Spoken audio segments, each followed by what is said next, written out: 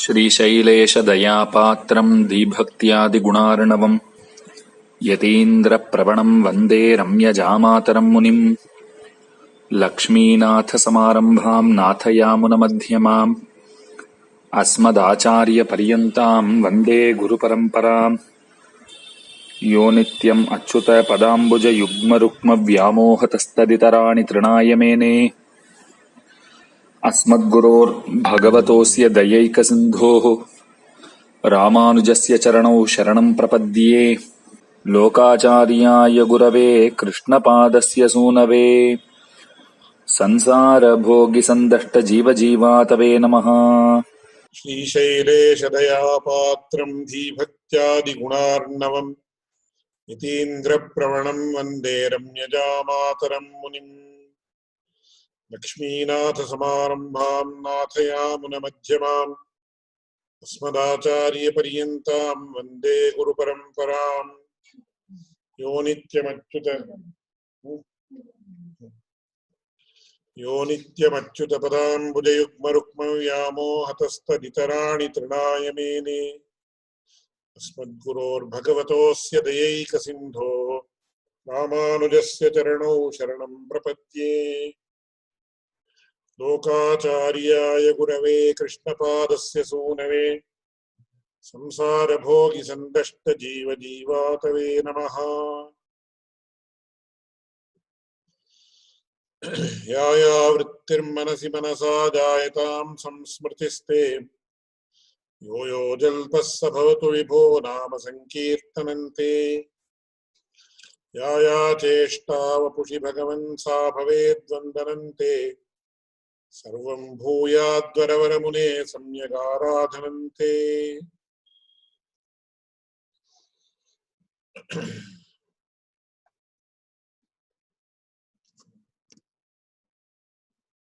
So today we are going to continue the introduction to the Mumuksupadi of Buddhalokacharya, which we are going to study along with the commentary of Pranavana Mamuniha. So today we are going to briefly touch upon the exact definition of who an Acharya is. Of course, it has been mentioned earlier. A few related aspects. And further to that, we are going to study what is known as the Avatarika or the introduction given by Swami Manavada Mamuniha to the Mumuksupadi, that is in the form of generally what is known as sutras or churnikas. There are two words that are used to denote the text that forms the Mumuksupadi of Buddhalokacharya.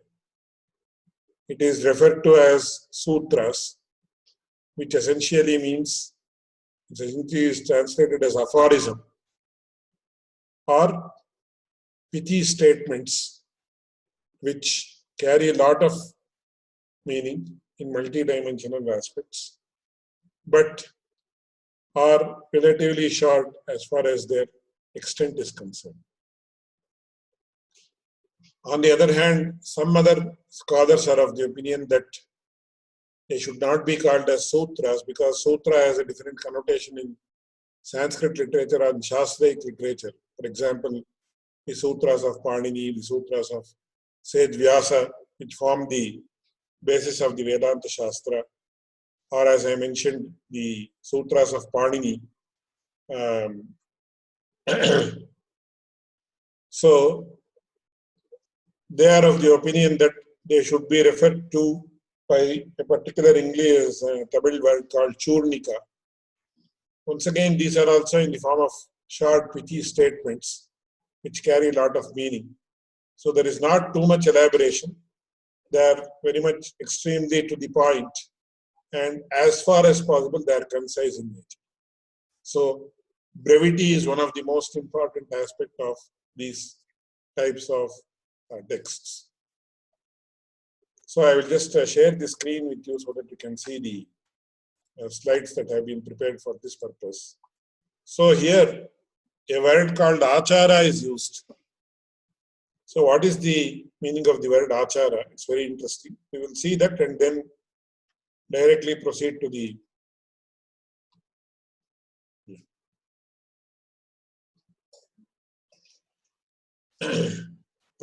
introduction given by Swami Manavada Mamulkan. So Panchendriyasya Dehasya Buddhescha Manasastatha Dravya Desha Kriyanam cha Shuddhihi Achara Ishyate. So in the earlier slide we saw that an acharya is a person who helps the disciple establish himself and practice the precepts of the Shastra, which is known as achara. And the preceptor himself practices what he preaches. And he also helps in the cleansing of the disciple internally and externally, which is actually known as achara. And what is the definition of achara that is given in this context? So it is panchendriyasya dehasya. So purity of the 5 sense organs, purity of the body, mind and intellect, and purity of the objects used, and purity of the location, purity of actions.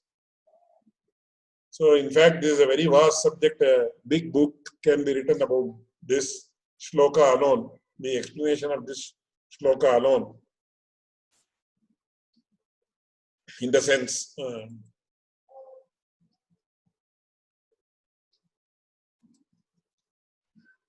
so what does one mean by the purity of the sense organs?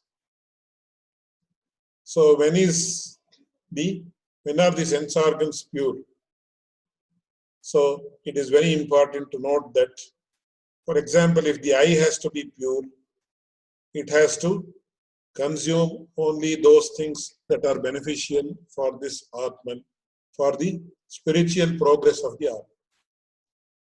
Similarly, the body, which is the tactile sense organ as it is known, or the organ that recognizes the sense of touch, if that has to be pure, only that those things have to be touched that help in the spiritual evolution of the Atman. And those things should not be touched that are unclean, in the sense they are an impediment to the spiritual progress of the Atman. So this is very important. So all the 5 sense organs, namely the ear, which consumes good sounds. So for example, one should avoid listening to bad things, listening to people say something about others, probably gossips, or people when other fellow Sri Vaishnavas are actually censuring of God, censuring of the Sri Vaishnava literature, and such other things which are detrimental to the progress of the Atman. So that is how the purity of the ear is, the sense organ called the ear is maintained. Similarly, purity of the eye, purity of the tongue, which is the sense organ that actually cognizes taste. So it should actually it should be used to consume only those that are conducive to the meditation of the Supreme Lord Narayana. That is conducive to perform japa, dhyana, etc. So it should not be used to consume onion, garlic, and other rajasaharas, tamasaharas, which are specifically mentioned in the Bhagavad Gita, like Katvam la lavanatyushta, Tikshna roksha vidahinaha, aharaha rajasasya ishtaha, dukkha shoka amaya pradaha. So these foods should not be consumed, in the sense, why do we consume these foods? Because we are given to consume rajasic foods. So most of the people, 99.9% of the people consume rajasic and tamasic foods only. Rajasic food, sattvic foods are only part of their diet or their daily food. So in India, for example, 99% of the people today consume onion and garlic. And as we all know, more than 70% or 75% of the population in the entire world is non-vegetarian. So do they eat food just to fill their stomach, to sustain life in the stomach, in this body? No. They eat food as an enjoyment, that too for some very small period of time when the taste lingers in the tongue. So this should not be done. So that is the purity of the tongue. So this is the purity of the ear, purity of the sense of touch, that is the tactile sense organ or the skin, and purity of the eyes, where only good things are seen. So one inflicting pain on another animal or another human being should not be seen. Things that are not conducive to the spiritual progress should not be seen. So that is how purity of the sense organ is achieved. So similarly, even the sense of fragrance. So the sense which we call the olfactory sense organ, which exists in the nose. So one should actually have the good smell of sattvic flowers, things like tulasi, where Kulashekara Alwar says, Jigra Grana Mukunda Pada Tulasi. So then only the sense organ will be pure. So this is how the purity of the sense organs or achara with regard to sense organs is maintained.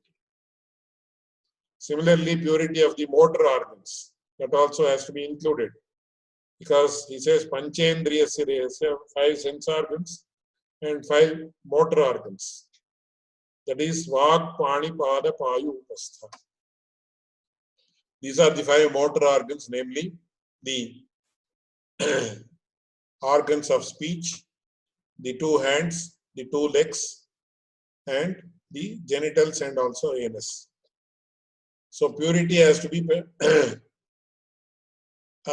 maintained in all these 5 motor organs also.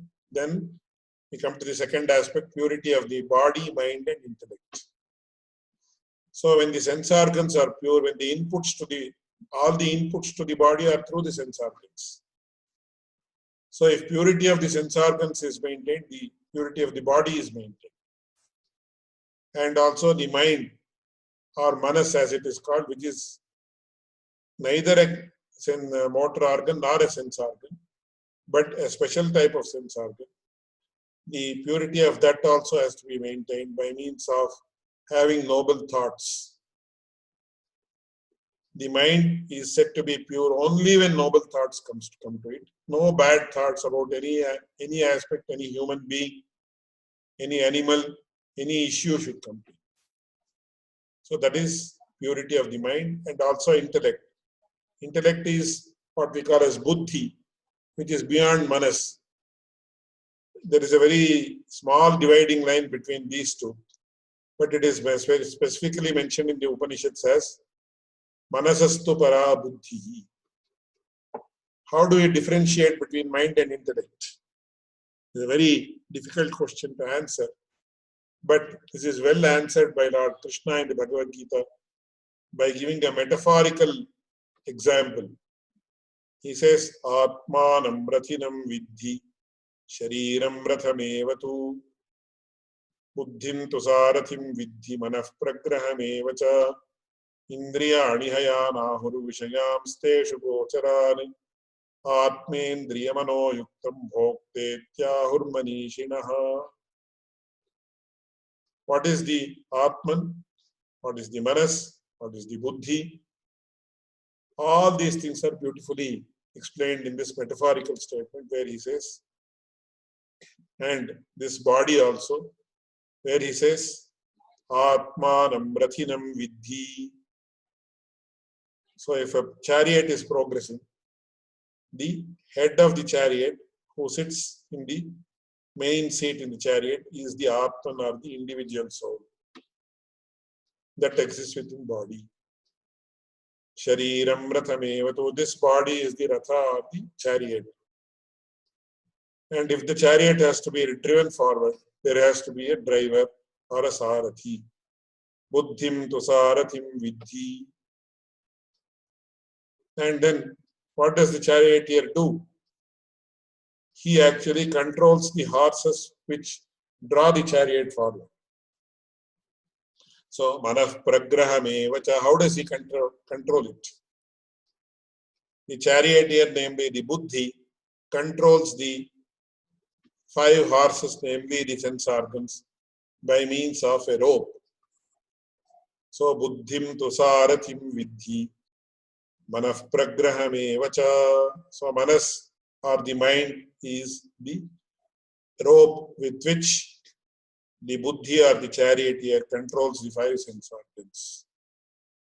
Indriyani hayanahu. So 5 horses are drawing forward this chariot. And it has to be in an ideal situation. The horses have to be controlled by the intellect, namely the mind, which is in the place of the charioteer, which is in the buddhi, which is the intellect, through the mind or the rope, which actually holds back the horses, and then the charioteer has to guide the horses to proceed in the right path. So, purity of the body, mind, and intellect. Buddhehe manasastatha. Dehasya buddhehe manasa. Then, dravya desha kriyanancha shuddhi. Purity of the objects used. This is very important, and after the advent of COVID-19, it has become ever more important. In a way, it is once again the same tradition that we all used to follow until our younger days has come back now. So they used to, in India, still the system prevails. In some pockets of the Sri Vaishnava Divya Deshas, where hands are washed again and again. So before we touch the vessels that are used for performing of Tiruvaradhanam or the ritual puja of the Lord, it is mentioned that we should wash our hands twice. And one of my grandfathers used to mention to me the significance of washing the hand twice. Once to do away with any bad things that are there in the hand, that is any impurities. And the second time is to imbibe purity. So to do away with the impurities, you wash your hands once. And then to imbibe purity or get purity, you do it the second time. And then I have prepared slides for this in another context, which I have not used here. So I did not have the idea that I will be talking about this in detail, but this is very important. And in the traditional way of life, when vessels used to be used for cooking, before they are cooked, they are actually washed and purified with different objects or different entities. For example, if a golden vessel has to be purified, turmeric is used. If a silver has to be purified, lime is used. If what we call as brass is to be purified, we use tamarind. And if iron, that is steel, not stainless steel, regular steel, which is known as iron vessels are to be used. They are purified with organic cow dung. So similarly, for each metal, based on their metallic aspects, based on the principles of Ayurveda, based on the principles of spiritual sciences, this is how the objects used to be purified. So there is a detailed list regarding how different objects are to be purified and for what period of time these objects remain pure. For example, in those days, before the advent of metals in a large way, until about 300 years back, all the people used to cook using earthen pots. So the purity of an earthen pot, though it has to be washed every day and used for cooking, it will be retained only for 1 month. That is from the first day of the new month till the new moon day or the day of Amavasya. So they can be used only for 30 days. So on the day of Amavasya, they can be used until the day of Amavasya or the new moon day. And the succeeding day, all the pots and pans, they have to be discarded and new pots and pans have to be used. Similarly, if you take rice, raw rice, it can be used until 2 years. Similarly, for oil, for sesame, for each of these, the time frame during which their purity is retained is known, is prescribed. So for each and every object, the method of purification, the sustaining of the period during which the object remains pure, etc., is given in great detail in the Sri Vaishnava works. And it is very interesting to know that these Sri Vaishnavas were greatly interested and with great dedication followed these principles to the maximum possible extent. Then purity of location. So this is very important. How does a house or a temple remain pure? Of course, one has to sweep the place, one has to mop the place. Apart from that, the purity is retained by chanting of Vedic mantras, which will generate so many desirable, very pious vibrations that are conducive for the spiritual upliftment of the person who lives in the house. Therefore, lamps have to be lit. There are several treatises in Ayurveda that mention how the lamps have to be lit, in which directions they have to be kept, how much light should come from it, what is the oil that is to be used to light the lamp, how the wick is to be prepared. So Deepa Vidhi is one very important aspect as far as Ayurveda is concerned, because based on the intensity of the light, the eye functions. And the more the light, the less the capacity of the eye to see, etc. Therefore, the purity of the location is very important, because apart from physically mopping and sweeping the place, it has to be properly lighted. It has to have good people staying there. It has to be made pious by means of chanting Vedic mantras and other literature that is devotional in nature, and so many other things. Then purity of actions. So what is the definition of a pure action and what is the definition of an impure action? So Ramanujacharya very beautifully describes this aspect in the Sri Bhashyam, and he says, no action by itself can be branded as pure or impure. It is actually based on the intention with which it is done. So suppose out of animosity I scold a person, it is bad, it is an impure action. Whereas if a father scolds a son and censures him if he does something wrong and asks him to proceed in the righteous path, then that is a pure action. So it all depends, and Ramanujacharya gives a very good example. So if I take a knife and pierce it, or I take a dagger and stab somebody, it's a very bad action. It should never be done. But at the same time, if a person has to do a surgery, if a doctor or a surgeon has to perform a surgery, then he does the same thing. He uses a very sharp knife and makes incisions in the body. But he is worshipped as the God himself. He says, Vaidyo Narayano Harihi. Because He is doing it to actually restore health in the person who is being operated upon. Therefore, the purity of actions are very important in the sense all actions should be carried out with the welfare of person or persons involved, and they should also be ultimately in line with the spiritual aspects of life. That is, they should ultimately point towards our increasing our devotion towards the Lord. This is how the purity of actions are defined.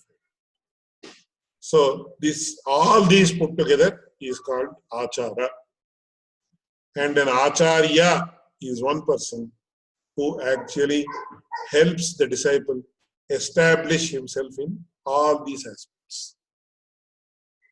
This can be explained in further great detail, but I will not go into it. So I think I have given you a brief but comprehensive view about what achara is all about. And before we proceed to read the text itself, it is very important to note the lineage of the Sri Vaishnava Acharyas. It is very important. It has been mentioned in a very brief manner in the shloka that we just chanted.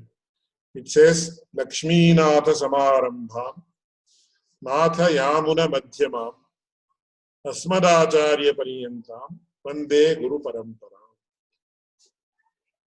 So, our Prathamacharya, or the premiermost Acharya, is, and we have to note that the word Acharya is very meaningful to all these people who adorn the lineage of the Sri Vaishnava Acharya tradition.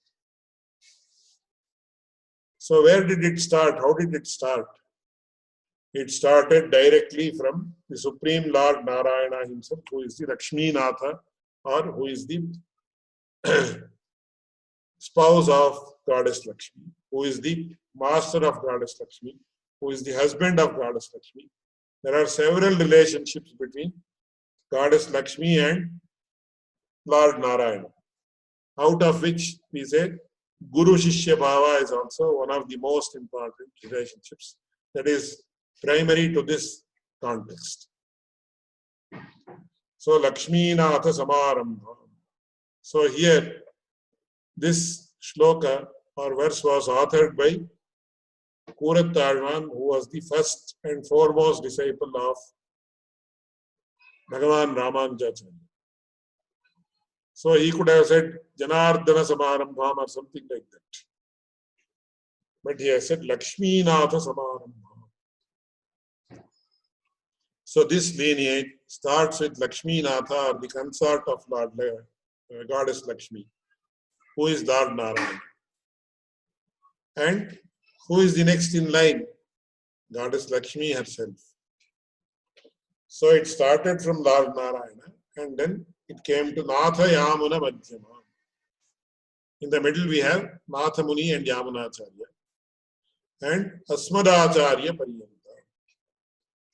And it actually ends with Bhagavan Ramanujacharya, who was the Acharya of Kurat Alwar, or Kuresha as he is known in Sanskrit. So then we have, after Ramanujacharya also, we have a Guru Parampara, which it has been very beautifully depicted in this slide which I am sharing here. So we say that this is the Guru Parampara Hara or Guru Parampara Malika, which is very, very significant to the topic that we are discussing here today. That is, it started with Lord Sriman Narayana or Ranganatha as it has been depicted here. There is no difference between the two. And you can see Goddess Lakshmi, then from there Vishwaksena, Nammalvar, then you have Nathamuni, Iyakunda, Manakadambi, that is, it has been summarized in a very beautiful shloka which says, Asmaddeshikam Asmadiya Paramacharyan Asheshan Kurun Shriman Lakshmana Yogi Pungava Mahapurno Munimyamunam Ramam Padma Vinochanam Munivaram Natham Shatadveshinam Senesham Shriyam Indira Sahacharam Narayanam Samshraye. An extremely beautiful shloka or verse which summarizes the Guru Parampara starting from Ramanujacharya to the Supreme Lord Narayana. So in this context, it is very important to note that there are two types of mentioning the Guru Parampara.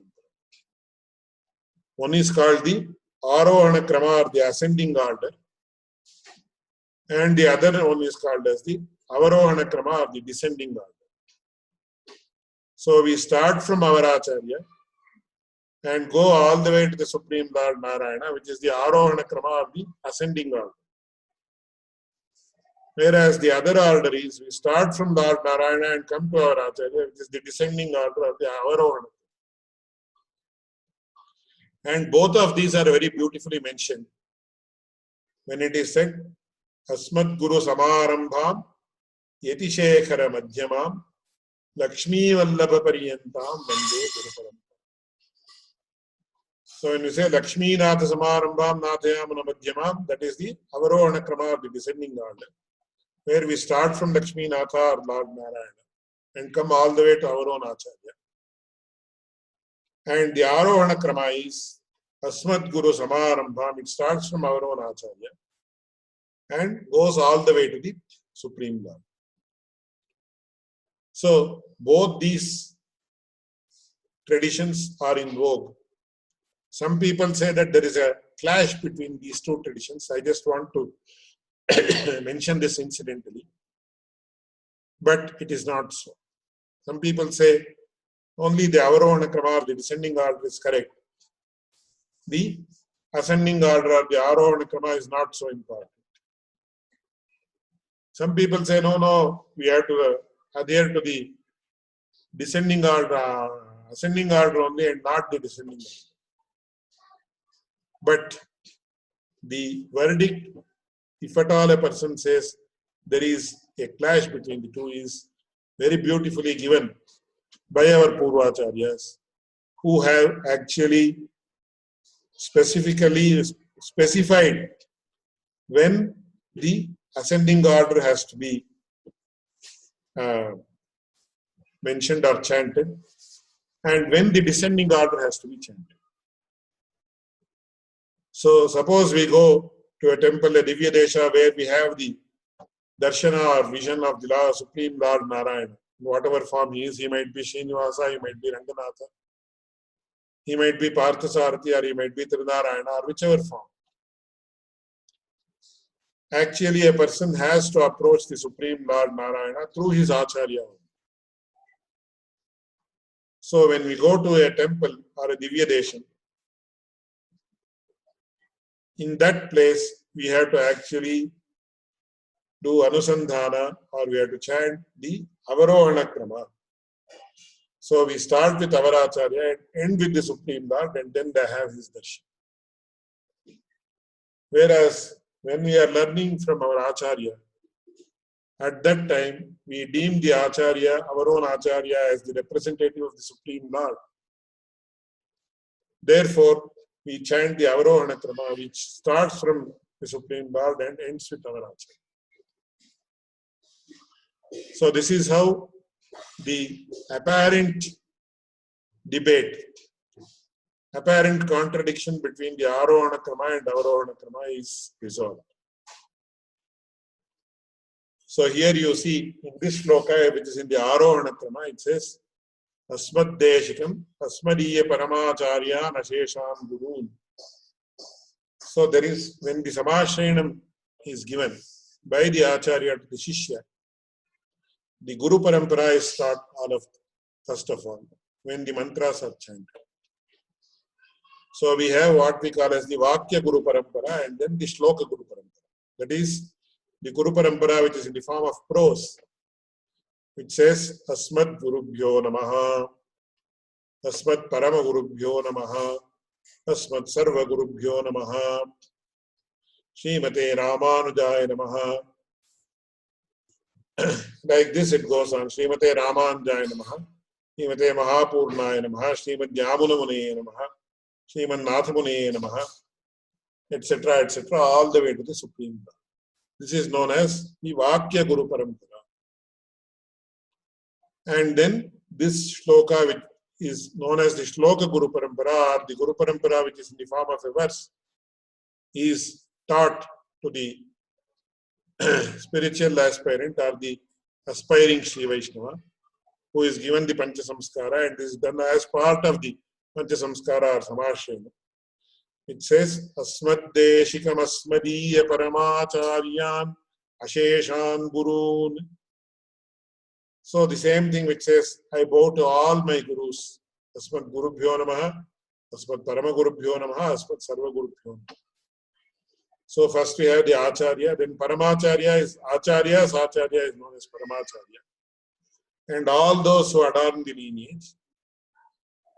And then we also offer our obeisances to all the Acharyas, Asmat Sarva Gurubhyo Namaha.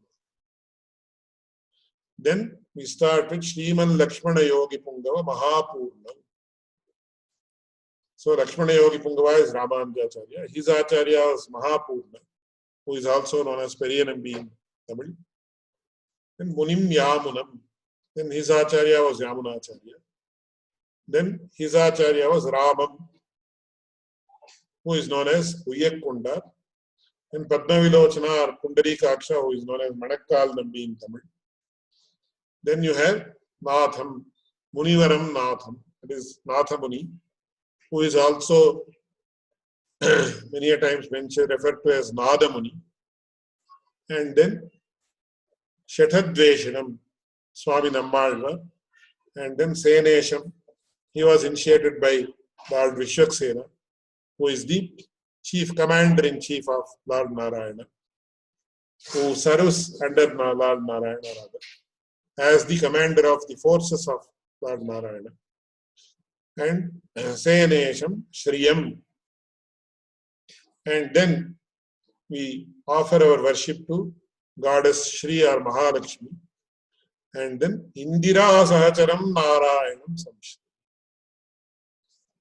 And then we offer our obeisances to Lord Narayana, who is inseparably associated with Goddess Mahalakshmi. So Shriyam is mentioned separately initially, and she is worshipped as an independent Acharya. And then final Acharya is Lord Narayana, who is associated, who is always invariably, inseparably associated with Goddess Lakshmi. So when you see the right portion of this garland, you can see that it starts from, of course the picture is not very clear. So from there it starts, and in the middle you have Ramanujacharya. And after Ramanujacharya, it continues to Manavala Mamuni, who is the penultimate Acharya. And from Manavala Mamuni, once again, we see that it merges with Lord Ranganatha himself, because it is a well-recorded fact in Sri Vaishnava history, in Sri Vaishnava lore, that Lord Ranganatha himself became the disciple of Swami Manavala Mamuni, who has authored the commentary on the Mumuksupadi, which we are going to study. So it's a very unique Guru Parampara, where in the middle you have Ramanujacharya, who is known as the Nayakamani. So in the Indian tradition, when a beautiful garland of many different stones, valuable stones like emeralds, sapphires, diamonds, etc. is worn, in the middle there will be a big a pendant type of a thing, which is known as a Nayakamani, or which is the main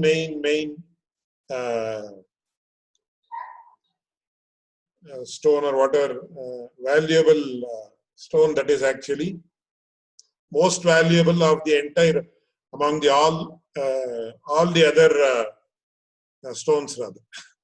or Ratnas are emeralds, diamonds, etc.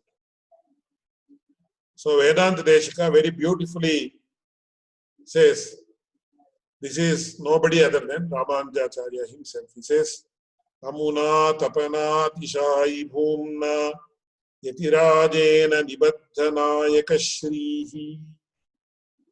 So in this extremely exalted garland of the Sri Vaishnava lineage, the Nayakamani, the place of the Nayakamani, or the most important ornament, is taken by Bhagavan Ramanujacharya. And we have several incidents coming in the story of Ramanujacharya, the pastimes of Ramanujacharya, where he also became the Acharya of the Supreme Lord Narayana himself, which we can find in the Divyadesham called Tirukkurungudi, down south, almost at the tip of the country that is near Kanyakumari as it is called. There is a beautiful Divyadesha called Tirukkurungudi. In that place, there is a place where Ramanujacharya was approached by the Lord himself in the form of a young boy, and he said, "You please accept me as your disciple." So in a way, we say, that is why in the Srivachana Bhushanam, Swami Pillalokacharya says, Bhagaval labham acharyanale, acharya labham bhagavanale. In certain contexts, we say the Acharya is greater than the Lord himself. In other contexts, we say the Lord is greater than the Acharya. Both are correct, depending upon the point of view from which we see this. And here you can see three important pictures, which are, I don't know whether they are clear enough, which actually summarizes the three mantras of the Mumuksupadi, or the Rahasya Trayas, which we are going to study. So I will just come to that.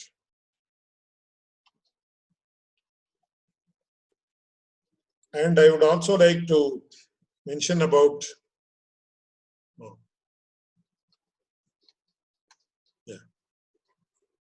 the brief life history of Pillalokacharya and Manavada Mamuni, which I will do in the next class. So this is the lineage of the Sri Vaishnava Acharyas. And in this lineage, the main task that a Sri Vaishnava has to do, what is it?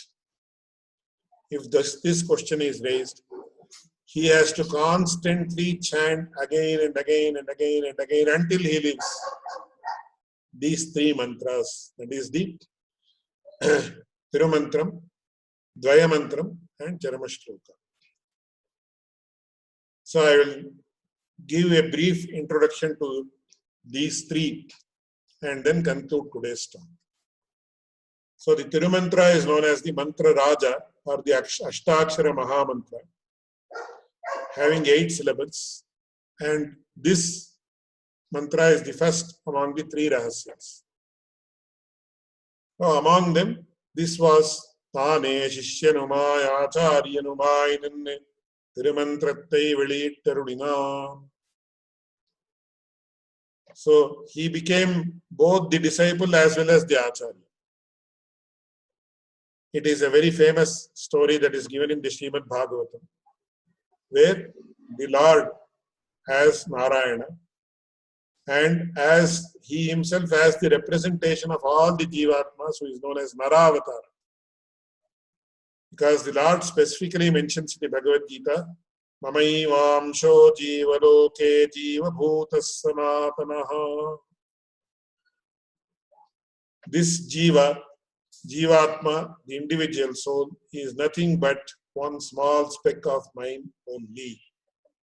Mamaiva amshaha jivaloke jivabhutaha. He has become the Jivatma, and he is eternal in nature. So the representation of all Jivatmas is known as Nara, and he is also equal to the Lord Narayana in some manners, in some ways. So in the Badrika Ashrama, or the Badrinath, the holy Badrinath, which is one of the greatest Sri Vaishnava Kshetras or Divya Deshas, the Supreme Lord Narayana gave initiation of the Ashtakshara Mahamantra, that is Om Namo Narayana, to the Nara, which is actually represented in the first picture, that is 1/3 of the picture. So this is known as the Ashtakshara Mahamantra, or the Mantra Raja, or the king among all the mantras.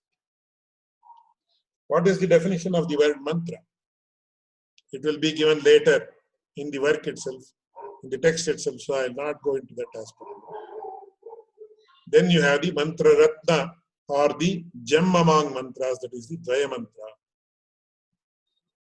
And to whom was the instruction or Upadesha given? It was given by Lord Mahanarayana to his own consort goddess Mahalakshmi in Sri Vaikuntha. Shriman Narayana Charano Sharanam Prapadye Srimate Narayanaya. And the Charama Shloka, or the shloka, or the verse, that is the final saying of the Supreme Lord Narayana or Krishna. This is very important. It has to be noted. It was given by Lord Krishna once again to Arjuna, who was the Nara only, or representative of Nara. But we have it as a historical event where he actually instructed Arjuna into the Charamashloka by saying, Sarvadharman parityajya mamekam sharanam vraja aham tva sarvapapebhyaha mokshayishyami ma shuchaha. Where the ultimate principle of Sri Vaishnavism, that is Prapatya, Sharanagati, is extremely beautifully mentioned. So the instruction of the Charama Shloka was given by Lord Krishna in the battlefield to Arjuna. But here it is to be very much importantly noted that this is only one Charama Shloka. Two more Charama Shlokas exist, which preceded this Charama Shloka, which is very famous. And what are those? They are not generally known to Sri Vaishnavas also many times. Of course, you people may be knowing. This is Sarvadharman Parityajya is the Krishna Charama Shloka. Whereas you have Sri Rama Charama Shloka, which also specifically focuses on Prapatti, which was mentioned to Hanuman, Sugriva and others in the Yuddha Kanda of the Ramayana, in the context of Vibhishana coming and performing Sharanagati or surrender to Lord Rama. So Vibhishana actually denounces his elder brother Ravana because he is pursuing an unrighteous path. And he comes to the other part of the ocean, the opposite part of the ocean, the banks of the ocean. And he very, very beautifully says, Sarvaloka Sharanyaya Raghavaya Mahatmane Nivedayatamam Kshipram Vibhishanam Upasthitam. And he says, I have surrendered unto Rama, who is the person to be surrendered to of all the worlds, in all the worlds. Sarvaloka Sharanya. So Sharanya is a person unto whom one should surrender. So he says, Sarvaloka Sharanyaya Raghavaya Mahatmane Nivedayatamam Kshipram Vibhishanam Upasthitam. I cannot wait. Sharanagati, we are going to listen to the greatness of Sharanagati in the Mumuksupadi later and also in the Sri Vachana Puja. It has to be instant. So he says, Nivedayatamam Kshipram. Immediately you please go and tell Ram that I have come and I have surrendered at his feet. Then there is a long discussion.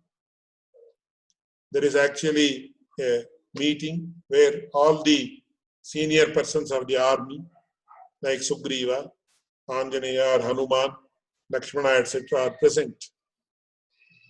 And Rama consults each of them. He consults Sugriva, he consults Lakshmana, he consults Anjaneya, he consults the other chieftains of the monkey army, and each of them give their own opinions. And then Rama proclaims the Charama Shloka, which says, Sakradeva prapannaya tavasmi tichayachate abhayam sarvabhutebhyaha dadamyetat vratam mama. Very beautiful shloka. And the entire summary or essence of Prapatti is very beautifully captured, which actually some of the aspects are not available in the Krishna Charama Shloka. He says, Sakradeva Prapannaya. So one need not do surrender or Prapatti many times. It is sufficient if he does Prapatti only for one time. So Sakradeva, Sakrat means once only. Sakradeva. Only once it has to be performed. It need not be performed again and again and again. But that Prapatti has to be so deep that one gives his entire self unto the Lord. It's not a very easy task. In fact, we say that it is easier than Bhakti, but in many times when we see the depth with which Prapatti is done or is to be done, then one feels that it is more difficult than Bhakti or Jnana. Anyway, we will come to that later. So, Lord Rama says, Sakradeva Prapannaya. Then, what is the main, how does one identify that a person has done Prapatti? So, Rama very beautifully, Lord Rama explains it. He says, Tavasmi tichayachate. So, the main symbol to understand a person has done surrender, has surrendered to me. He says, Tavasmi tichayachate, I belong to you. So there is a very beautiful shloka, which if you are interested, I will explain. Because many of you belong to Srirangam or the Acharya Purushas who are based in Srirangam, where there is a beautiful instance which is explained by Swami Parashara Bhattar in the context of Lord Ranganatha, that is the Utsava Murti or the procession icon. So once when Swami Parashara Bhattar, the great poet, great grammarian, great exponent of Vishishtadvaita, and also the son of Puresha or Purattarma. Once he went to the temple in Srirangam and had darshan of the Abhisheka of Lord Ranganatha, that is the procession idol or the Utsava Murti. And after the Abhisheka was performed, there is a small period of time, probably a few minutes, when the persons who are performing the Kainkaryam, they actually take a few minutes to remove the wet clothing adorning the icon of the Utsava Murti after the Abhishekam is performed. So at that time, for a very brief period of a few minutes, he saw Lord Ranganatha in wet clothes. Then immediately, Lord Swami Parashara Bhattar composed a beautiful verse that actually summarizes the mindset of a Jivatma, an individual soul, and the Paramatma, the Supreme Soul. So it is called Tvam Me, Aham Me, etc., which I will explain in the next class if you are interested. So most of us, all of us, what do we think? This Atma belongs to me. So I belong to me, or I belongs to me. That's what we think, both ways. But the main symbol of surrender is that I say, I belong to you, I don't belong to myself. So that is what Lord Rama says, Tavasmiti Chayachate. So now Vibhishana has come here and says, I belong to Rama. Then immediately, Abhayam Sarva Bhutebhyaha Dadami. I don't worry whether it is Vibhishana, I don't worry whether it is Samudra Raja, I don't worry whether it is Ravana himself. So Rama very beautifully says in the Ramayana, the Valmiki Ramayana, he says, Anayenam Harishrestha Dattamasya Bhayam Maya Vibhishano Va Sugriva Yadiva Ravana Swayam. I have given my Abhaya. So I have become his guardian hereafter. So bring him. Even if Ravana himself comes, I will actually accept him. And he says, he does not mention specifically about Sharanagati. He says, Mitra Bhavena Sampraptam Natyajeyam Kathanchana Dosho Yadyapi Tasya Syat Satame Tadagarhitam. If a person comes even out of friendship to me, not surrender, he need not come as a person who has surrendered to me. He has to come as a friend, nothing more than that, on equal terms. Mitra bhavena sampraptam natyajeyam kathanjana. I will not leave him. I will not give him up. Even if he has committed thousands of sins. Dosho yadyapi tasya. Because satame tadagarhitam. This is how noble persons behave. And this Vibhishana Sharanagati is one of the most beautiful episodes of the Ramayana, and Swami Vedanta Deshika has written a beautiful treatise which is known as Abhaya Pradana Sara. So it is known as the Abhaya Pradana Sara in Sanskrit and in Manipravada language, in fact. Very beautifully authored.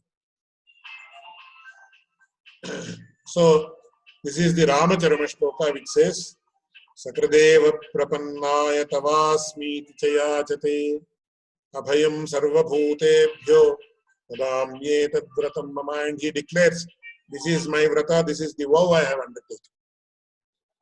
So I will never give up a person who has surrendered unto me. And what is the symbol of his surrender? He just has to say, I belong to you, I don't belong to me. What does that mean? It is beautifully analyzed, which we will see later. And then you have, this is not known at all to many people. To many people I am telling, some people of you might know. Some of you people might know. The Varaha Charama Shloka, which is once again most important, most essentially to be known, which I will explain in the next class. So you please remind me to mention about the Varaha Charama Shloka. And also, since many of you are very much enamored, it's a right word if I am telling it, I myself am enamored, of course, of the Srirangam and also of Namberumal, where Swami Parashara Bhattar has beautifully summarized the dialogue between a Jivatma and Paramatma, that is the Supreme Lord and the individual soul, which flashed to his mind when he saw the Lord wearing wet clothes and standing there for a brief period before the Alankara took place. So that I will mention in the next class. you please remind me about these two very important aspects. So I think we have covered quite a few issues that need to be known before we enter to the text of the Mumuksupadi and its commentary. So with these words, I conclude today's presentation or talk. So if there are any live questions or any feedback, you are welcome to do it. A question from the last class, actually. Listening to it again, you were mentioning something about Alwar being the greatest devotee of Lord Krishna, and you were mentioning with respect to the betel nuts and the food, etc., that all of these things were considered Krishna for him. But then you also mentioned, and I just want to make sure I heard properly, that you said that Alwar actually never ate physically. Is that what you said, or I didn't hear it properly? Yes. That is how tradition has given it to us. So he actually never ate, he just lived on bhakti to Lord Krishna. He lived in a divine manner, that's all we know, because when he appeared in this world, so generally what happens is the child has to cry. So if the child doesn't cry, it is considered to be stillborn as per medical science of medicine. So somehow or the other it has to be made to cry only, then only it will start. That's what I remember reading somewhere, that it starts breathing and all those things. All functions related to bodily life. So it has to cry, but the spiritual interpretation of that is different, because there is a lot of authentic information available in our Shastras, that every time the child is in the womb of the mother, it actually feels it is in the state of some sort of divinity, where it keeps on thinking that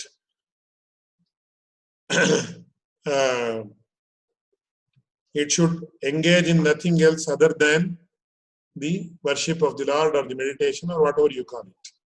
Devotion unto Lord, to put it in a very brief way.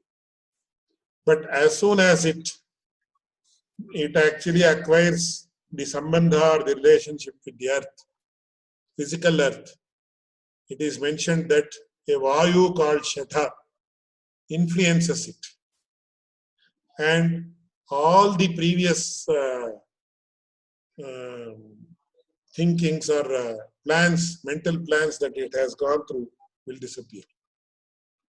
And one more very important aspect that was mentioned by my own guru was, when a child is born, people say that the mother experiences immense pain to actually deliver the baby. So it is called as prasava vedana, and it is said to be one of the most difficult pains that a mother endures to give birth to a child, which she does without any hesitation. That's a different thing. But the more important aspect that is not mentioned, it is actually a very secretive thing, is the child also experiences greatest amount of pain, but it does not realize it. And that pain, from which it comes from the mother's womb to the earth, makes it forget all those things that it was thinking about earlier. So that is also the effect of Shatavayu, which is actually mentioned in some treatise of Ayurveda. That's what I have heard, that there is some very detrimental effect on the child, on all children for that matter, except Nammalwar.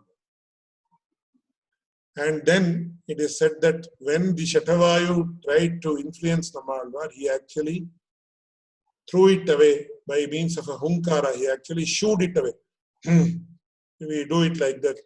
When suppose a dog or something, hey, or something, we shoo away dogs or cats or something like that. That is how he shooed away the Shatavayu. And therefore he remained untouched by it. Therefore he was known as Shatakopa or Shatari, etc. And then the child did not cry. At the same time, it did not consume of its mother's milk.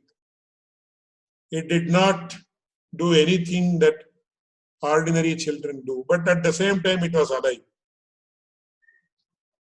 So what to do with it? Does not sleep, it does not eat, it does not pass urine or stools. Then what to do with that child? But it is alive. So then it's a very beautiful story of Alwar. I think you can read it from authentic sources. Then they said, the parents, they said, we want to do with such a child, and then they went near a tamarind tree in the Alwar Tirunagari, which is there now also, and left it in the shade of that tree and came back. So Nammalwar grew as normal children would, only as far as growth is concerned. And he had all the divine experiences that a divine being would have.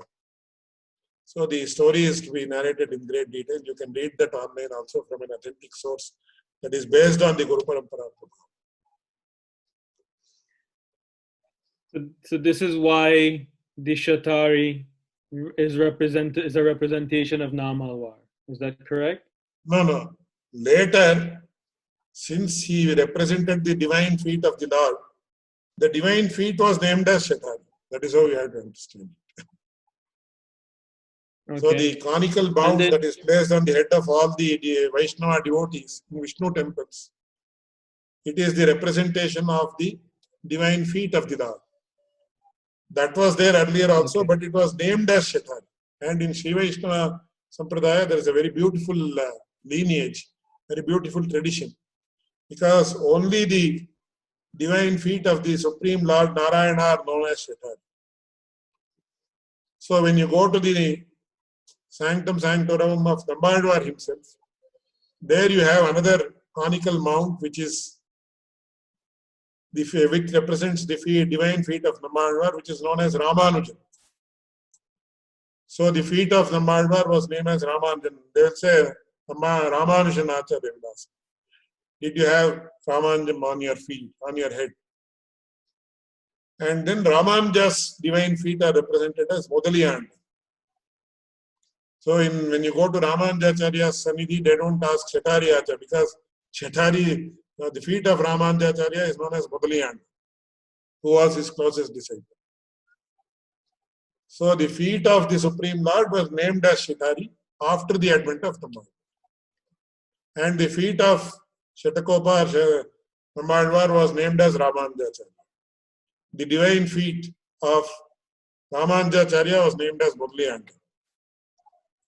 So in Melkote, when the procession of Ramanujacharya's feet itself take place, they will say Modaliyandan Yeld. So Modaliyandan is being taken around. That means there is no separate icon for Modaliyandan. It is the feet of Ramanujacharya that is being taken out in the procession. These are all nuances of the Shiva Vaishnava philosophy, and it's a live tradition, which is very much alive and vibrant, even in some pockets even today.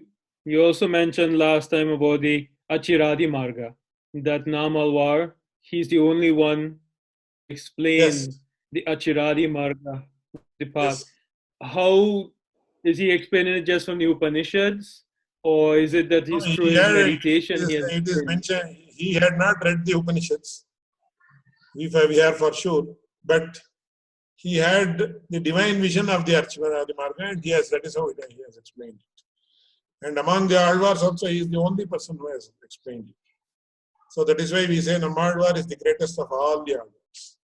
And I have come across several other works of other saints. Nobody has done that. So we can understand the greatness of Nammalwar in an objective manner, not because we are coming that lineage, but in a very objective manner we can do it, not in a subjective manner, or not that we are enamored of him just because we belong to the tradition. And lastly, I just wanted to ask, you mentioned in this class about the main duty of a Sri Vaishnava is to, after taking Samashrayanam, to constantly chant these three mantras. Yes. How does one get that discipline to do that? Say, for instance, if you don't walk around with beads or something like that, is it that you just have to constantly remember to chant? Beads is a concept. That was there earlier also for all Sri Vaishnavas. But to chant it, beads are not required. Only if you have to count, beads are required. So that is why in the Dinacharya of Manwala Mamni, he says, Mantra Ratmanusandhana Santata Spuritadharam Tadarthatatvanidhyana Sannadha Pulatodgamam. Always Manwala Mamni's lips used to be throbbing like this. So he used to say, so there was a light throb in the lips of Manwala Mamni always. That means always he used to be chanting the Dvaya Mantra.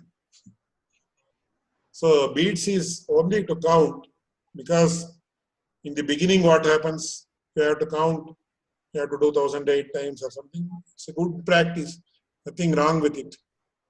But later if your inner mind gets accustomed to that, it should become a habit.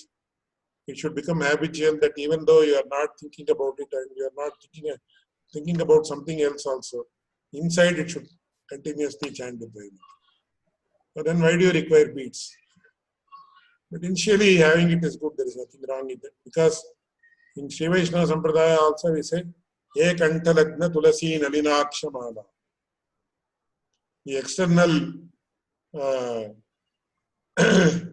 symbols of a Sri Vaishnava is, they should have Tulasi Mala and Akshamala, Nalina Akshamala. It is beads of the lotus and also beads of Tulasi. So they are very helpful in a person who performs meditation on Lord Vishnu by means of their touch, etc. That is another aspect, which is to be explained in greater detail. Okay. So beads is just like a starting point then. Basically. Sorry? So beads is just like a starting point basically then. That, you know. Yes. But generally Sri Vaishnavas you don't see Sri Vaishnavas walking around with beads or anything. That's the whole thing. So that was what I was just checking. Beads, like, beads have to be worn here. Beads have to be worn on the person. And when japa is done, they hold it in the hand and do it. So otherwise they wear it on their person also. There is nothing wrong. And but actually when you use the bathroom, etc., they should not be there. So at that time you have to remove it and keep it, and then once again put it. Now there are certain rules associated with wearing them always. So generally in the mornings before food, etc., people wear them. Some people wear them afterwards also, but once again while having food you should not have them on. There are certain rules and regulations. So you have to remove them and keep it in a safe place. It should not be kept on the floor once again. So it should be kept in on some pedestal or something like that. So some people wear it until they perform Tiruvaradhanam, etc., and then they remove it. Some people put it throughout the day, but once again while sleeping it should not be put, because it may come in contact with our feet or something like that. Or, as I mentioned, when you are actually using the washroom, it should not be there. So you have to keep it separately. So certain rules are involved in maintaining its purity and sanctity. Thank you very much. Namaskar. Mama, do you have time? Can I ask you one question? Yes. Can we say Ashtakshara mantra always, or it should be done in a specific place and time? Sorry? Can you just Ashtakshara mantra. Is there any? So always it can be chanted. There is nothing wrong while sleeping, while just sitting or something like that. Okay. Of course, when as far as ladies are concerned, when they have their monthly periods, etc., it should not be chanted. Yeah. At that time, only the meaning can be thought about in the mind, but the mantra is not physically chanted, either mentally or in an outward form. But at that time, the meaning of the mantras has to be done. Anusandhana, we call it. Anusandhana of the meaning of the mantras has to be done. That can be done. There is nothing wrong in it. And in fact, that is what is to be done. Thank you.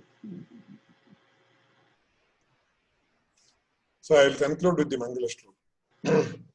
Lakshmīnātha samārambām nāthayāmunamadhyamām अस्मदाचार्यपर्यन्तां वन्दे गुरुपरम्पराम्